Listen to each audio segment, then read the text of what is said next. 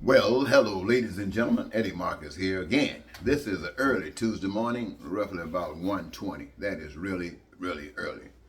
And it's so early because I've just come in from an event happening out in the community.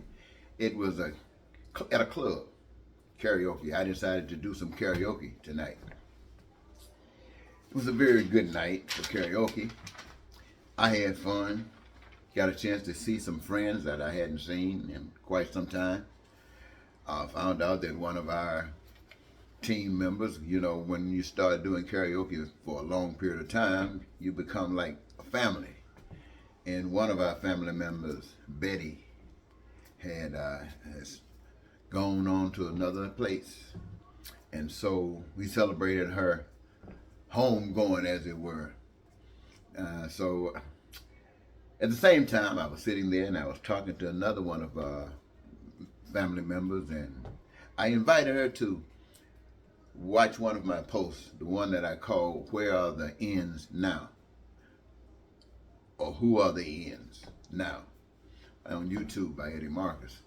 And her reaction to hearing it was almost like it kind of made her feel bad, like she just rejected it. It made her something that she wanted to say, and she said it. She told me, she said, "Not that the messages, the way I present myself and saying all this stuff, I must be a closet uh, person, one that's act like a person in the closet. I'm talking about these wonderful things, and people are going crazy out here, missing these things that I talk about. And every time you see me, I'm sitting up in some place, maybe in a room or an office someplace, presenting these posts.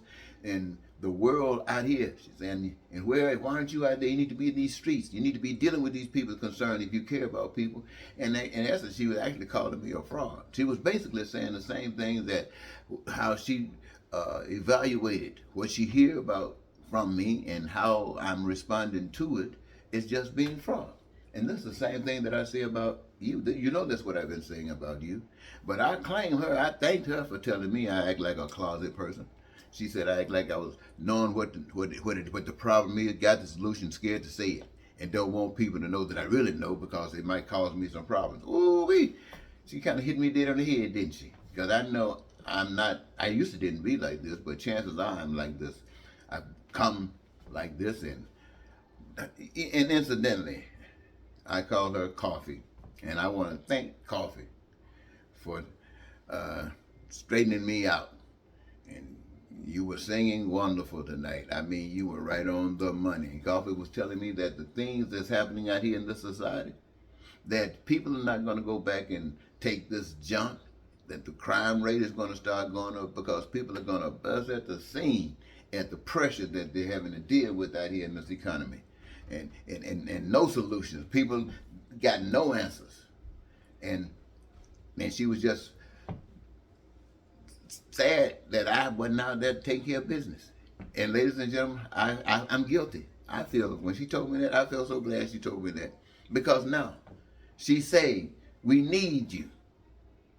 What you're doing is okay, but it's not okay enough. We need you out here dealing with the real deal. Hey, that's all a nigga needs to know. Somebody needs to care, that it means something. And so, ladies and gentlemen, this is what I'm saying to all of you. We all are required to take care of this. And I'm saying to anybody, the whole thing, as far as I'm concerned, is I'm going back out here. I've been straightened out.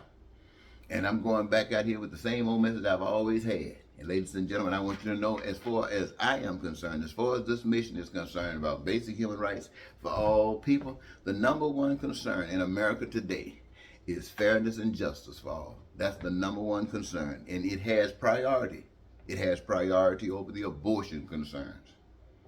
Yes, it has priority over the guns concern. It has priority over the LGBT whatever concern. Yes, my friends, fairness and justice has priority over religious concerns. Not only that, I want you to understand, people of America, those of you who hear my voice and those of you who are going to hear, because somebody that hears my voice is going to make sure that you hear the sound anyway. It's over. It has priority over the voters' rights legislation. See, what I'm saying to you, ladies and gentlemen, we got all kinds of problems. And we dealing with these problems piecemeal. And I want you to know that that is nothing. That's a game that we have learned to play that takes us nowhere. And I'm saying if we're not fair and just right, the nation has no business existing. It has no business existing. For you to sell out your soul, for you to sell out your life just to exist at the mercy of somebody who will kill you if you don't. I say to you, ladies and gentlemen, this is a thing about righteousness and about evil. If you're righteous, then stand for righteousness. And I'm asking the people everywhere, I'm asking everybody to stand for what is right. And what is right, that everything, my friends, that we have to deal with, we have to consider the basic essentials of the facts behind it. I don't care what we've been taught, we got to understand the truth. But here I go again, repeating it all the time. All of the resources that's used to do everything that is done are given to us freely by the power that we can't see. I call it God. You call it whatever you want. The needs, the desires, and wants that we have, these things have been instilled into us. It's just like our breathing. And the ability to ascertain these things have been given through us, so our imagination will reveal to us what needs to be done.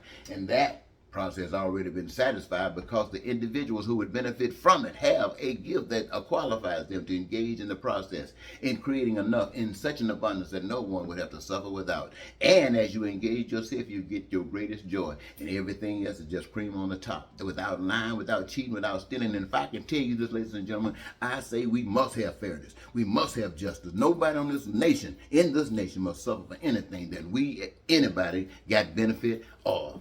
The rest of us, that doesn't mean we got to have it. We might not want to have anything to do with it. But it cannot be denied to us if you do and we want to. For any reason, this must be fair and just. And when we treat each other fair, when we treat each other justly, we don't have to worry about abortion. It'll take care of itself. We don't have to worry about guns. It will take care of itself. The problems that we're complaining about every day, that we do our little redress and next thing you know, it's back again. These things will be over. Why? Because we are dealing with righteousness and not the lie. So ladies and gentlemen, every institution that's out here, every government organization, every little private organization, the number one concern is fairness and justice in this land. It's not about profit. It's not about who can get more money. It's not about who can be the richest man. It's not about who can be the smartest man. It's about how we, my friends, together build a new world, listening to righteousness and put this foolishness behind us.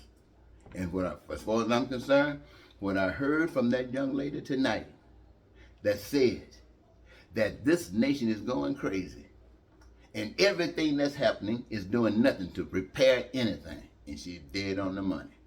And anybody, as far as I can see, that's talking about doing anything is dead on the helmet, going no place positive. And so I say, ladies and gentlemen, if I stand before you and tell you that no one suffers because of this unless they crave power. No. Every person gets back your power. You get your power back. You get your power back to make a choice. You get your power back to engage yourself. You get your power back to be proud because you know that you're getting your money's worth. You know that you are being blessed. And you are behind the blessing because you blessing people and people are blessing you. I think I'll cut it off there, right there, ladies and gentlemen. I think you might have my message. I want to thank you so very much. And Coffee, I want to thank you again. I want to thank you again. That spirit that you had, I haven't seen that in a long time. There was a young lady that used to volunteer to work with me. Her name was Simone Adams. Simone, girl, wherever you are, bless you. You were right on. And now I heard another young lady that was on fire. Ooh-wee. She was on fire. So thank you again, Carl. Thank you, ladies and gentlemen. Goodbye.